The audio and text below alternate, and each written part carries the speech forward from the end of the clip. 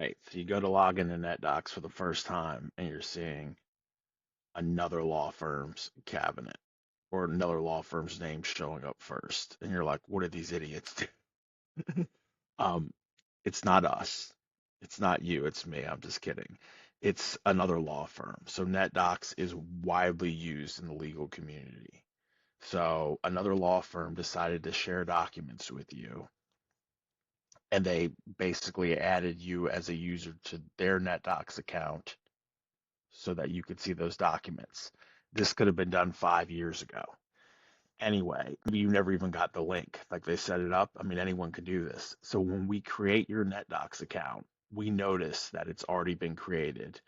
And first time your NetDocs account is created, the default cabinet is the first one you have access to.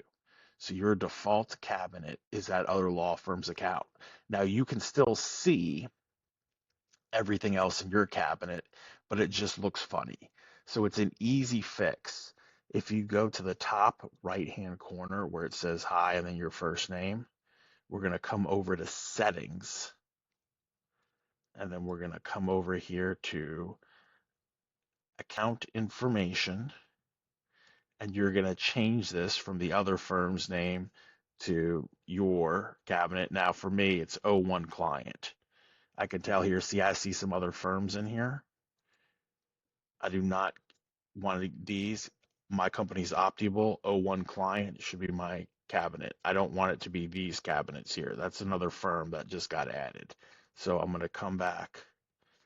Where did I lose this? There it is. Make O1 client the default cabinet, and that'll fix the issue. Now, the proper thing to do is to log out and then log back in. So there's one other problem with this. All right. If you come over here to end email, you might be seeing that cabinet right here too. So what you'll do is right click on this and you can close this, and then you can come over here and add the correct cabinet, and then you should be good to go.